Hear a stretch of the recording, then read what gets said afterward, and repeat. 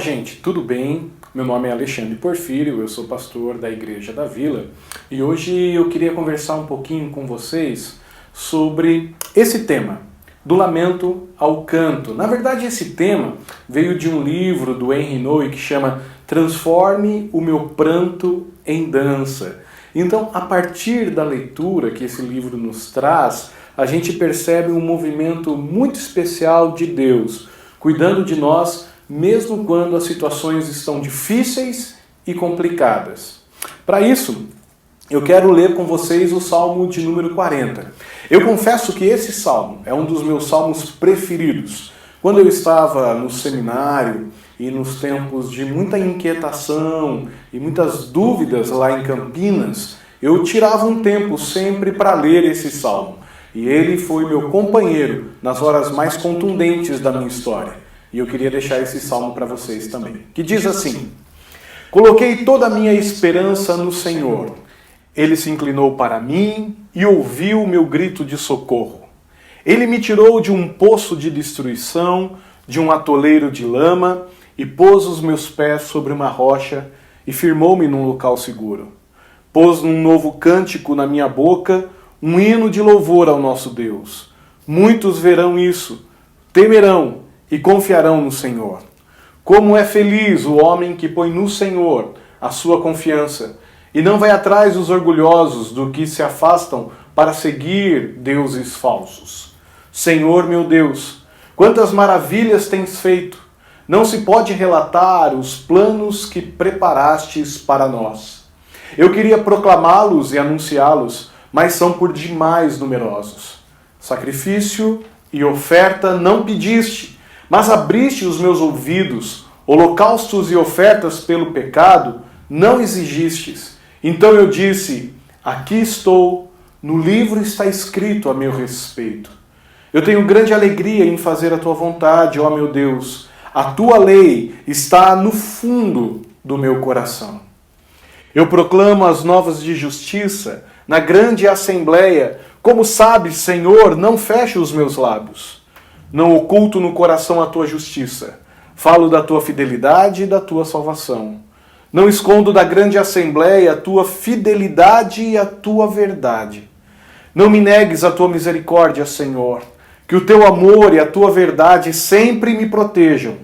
Pois incontáveis problemas me cercam, e as minhas culpas me alcançaram, e já não consigo ver. Mais numerosos são que os cabelos da minha cabeça, e o meu coração perdeu o ânimo. Agrada-te, Senhor, em libertar-me, apressa-te, Senhor, a ajudar-me. Sejam humilhados e frustrados todos os que procuram tirar minha vida. Retrocedam desprezados os que desejam a minha ruína. Fiquem chocados com a sua própria desgraça os que zombam de mim. Mas regozijem-se e alegrem-se em ti todos os que te buscam. Digam sempre aqueles que amam a tua salvação, grande é o Senhor. Quanto a mim, sou pobre e necessitado, mas o Senhor preocupa-se comigo. Tu és o meu socorro e o meu libertador. Meu Deus, não te demores. É bem interessante olharmos para a estrutura desse texto.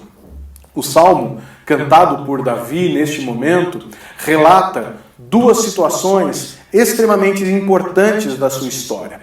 A primeira, que vai do versículo 1 ao versículo de número 10, o salmista preenche o seu coração e comunica à sua mente um grande livramento que Deus havia dado a ele no passado. Então, do versículo 1 ao versículo de número 10, o salmista tem um canto de gratidão a Deus.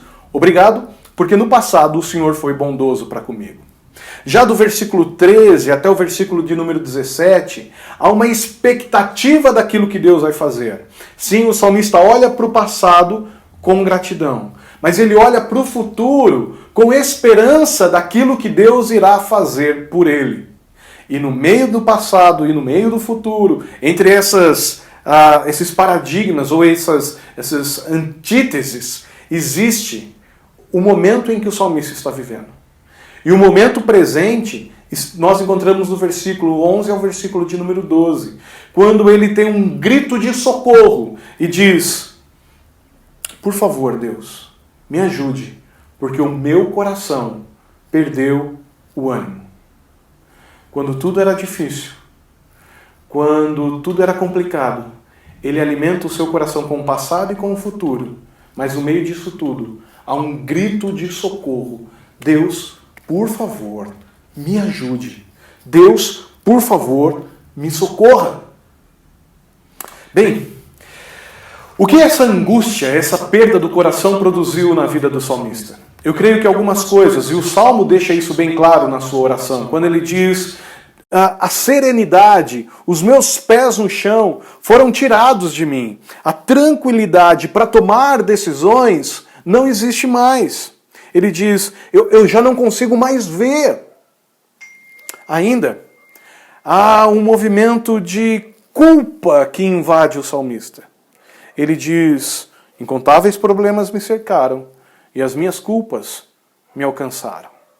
Fazendo uma análise da sua vida, o salmista, ao invés de perceber um perdão, um alívio pela graça, ele se sente extremamente culpado. Eu devo ter feito algo de errado no passado para estar sofrendo tanto agora. Quantos de nós já não pensamos assim? Talvez o meu problema, a minha angústia, o meu coração perdido se dê justamente porque eu cometi alguma coisa de errado. Ele ainda fala de um senso de silêncio da parte de Deus. Se só não bastasse a serenidade ter ido embora, a culpa ter lhe alcançado, parece que as suas orações não passam do teto. Ele fala e ninguém o ouve. Ele diz: por favor, não me negues a tua misericórdia. Quantas vezes não oramos e nos sentimos extremamente solitários e sozinhos? O salmista não esconde os seus sentimentos. Ele diz de algumas coisas que a angústia está produzindo em si. Entre elas, a instalação do desânimo. Mais numerosos são que os cabelos da minha cabeça e o meu coração perdeu o ânimo. Eu não tenho mais força, eu não tenho mais alma, eu não tenho mais criatividade para olhar e tentar encontrar solução para esse problema. A serenidade foi embora. As culpas o alcançaram. Deus parece silencioso. E o desânimo se fez presente. E é no meio disso tudo que nós parece estamos vivendo. Paul Tournier, no seu livro Culpa e Graça, traz a seguinte frase muito interessante que eu queria destacar para vocês.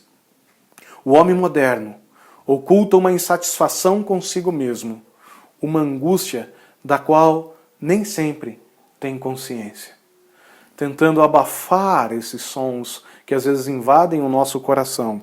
O homem moderno opta em silenciar gritos do seu coração, diferentes do salmista, que expressa tudo o que ele passa, tudo o que é desencontro, para Deus. Ao invés de fingir que está tudo bem, ao invés de fingir que as coisas estão funcionando perfeitamente, ele ousa levantar sua voz e dizer: Deus, está difícil, eu perdi o ânimo, o meu coração está complicado nisso tudo. Assim, queridos, indo já para o final da nossa reflexão, eu quero lembrar você de alguns movimentos muito importantes que o salmista faz no meio disso tudo e convidar você a ter esses movimentos. O primeiro, relembre o seu coração das mais variadas situações em que você foi alvo do amor e do cuidado de Deus. Quando tudo era complicado, o salmista opta em se lembrar do amor e do cuidado de Deus. Isto enche ele de esperança, o enche de esperança. Ele diz: eu coloquei a minha esperança no Senhor. Um dia ele se inclinou, tirou os meus pés da destruição e firmou-me num local seguro. Percebe o movimento? Deus se inclina, Deus me tira e Ele me coloca num local seguro. Isso enche o coração do salmista, porque no passado, Deus também foi o autor da sua alegria. Ele quem me pôs um cântico de alegria na minha boca. Foi Ele quem me fez sorrir quando as coisas foram difíceis no passado. Mas mais ainda, o salmista também se lembra que Deus é aquele que nunca vai desistir de nós, nos mais variados desencontros da vida. Ele diz no versículo 5, não se pode relatar os planos que preparaste para nós. uma boa notícia que a gente tem, e a boa notícia do Evangelho para mim e para você, é que Deus nunca, nunca vai desistir de nós. Ele sim foi o nosso socorro no passado. Ele sim encheu o nosso sorriso, a nossa boca com um sorriso. E Ele sim tem planos ainda para mim e para você. E finalmente, é Ele quem nos inspira no presente. Lembrar do passado e das bênçãos de Deus do passado é lembrar de um Deus que ainda tem grandes coisas para nós. Ele diz, o salmista, aqui estou, no livro está escrito a meu respeito, eu tenho grande alegria em fazer a tua vontade, a tua lei está no fundo do meu coração. A situação não mudou, mas o que mudou foi o coração do salmista, inspirado a realizar grandes coisas ainda no presente. Em segundo lugar, esse texto nos lembra que Deus nos conduz o coração à expectativa do cuidado e do amor de Deus. Para que a gente transforme o nosso lamento em cântico, a gente precisa se lembrar, Deus está conduzindo a gente em cuidado e em amor. De que maneira? Ele é a prioridade da nossa libertação. Quando tudo estiver difícil e não tivermos mais recursos, nós normalmente gritamos e buscamos a Deus. Que tal invertermos essa lógica? Que tal fazer de Deus a prioridade das nossas orações? Não, eu não estou pedindo para você abrir mão de cuidados especiais para com a sua vida. Eu estou dizendo para, em primeiro lugar, você buscar a Deus em oração. O salmista diz, agrada-te, Senhor, em libertar-me. Apressa-te, Senhor, a ajudar-me. Antes de tentar resolver qualquer coisa, o movimento primeiro do salmista é se ajoelhar, orar e buscar a Deus. Mas ele precisa lembrar o seu coração do cuidado e do amor de Deus, e para isso ele lembra-se que é Deus quem conduz a celebração. A celebração aqui era um grande movimento de festa que havia no mundo judaico para louvor a Deus quando tudo estava difícil e Deus os havia libertado. Deus nos tirou do Egito com mão forte, como nenhum outro Deus havia feito para nenhuma outra nação. E então ele diz para o seu coração, grande é o Senhor. Lembre-se do cuidado e do amor de Deus por você, alimentando o seu coração com essa expressão de louvor, de celebração. Grande é o nosso Deus. Ele é o Senhor e continuará sendo para sempre e sempre. Em terceiro lugar, para se lembrar do cuidado e do amor de Deus, o salmista se lembra, Deus vai agir na minha vida graciosamente. Sim, quando tudo está difícil e complicado, tendemos a negociarmos com Deus, a querermos alguma coisa em seu favor, dizendo, Deus, eu fui bom no passado. Deus, eu frequento uma comunidade. Deus, eu me rendi a Jesus. Deus, eu já fiz tantas coisas. O salmista precisa lembrar o seu coração de que Deus não soma crédito. Muitas vezes também lembramos o nosso coração de culpas e pecados que cometemos. Nós precisamos lembrar o nosso coração que Deus também não soma débito. É por isso que o salmista encerra o salmo dizendo, eu sou pobre e necessitado, mas o Senhor se preocupa comigo. Tu és o meu socorro e o meu libertador. Meu Deus, não te demores. Que Deus abençoe o seu coração. Que Deus guarde a sua vida. E que nesses dias de angústias a gente ouse a confiar nos caminhos de Deus. Lembre-se, Ele é o mesmo Deus que agiu no passado. É o Deus que cuida da gente hoje.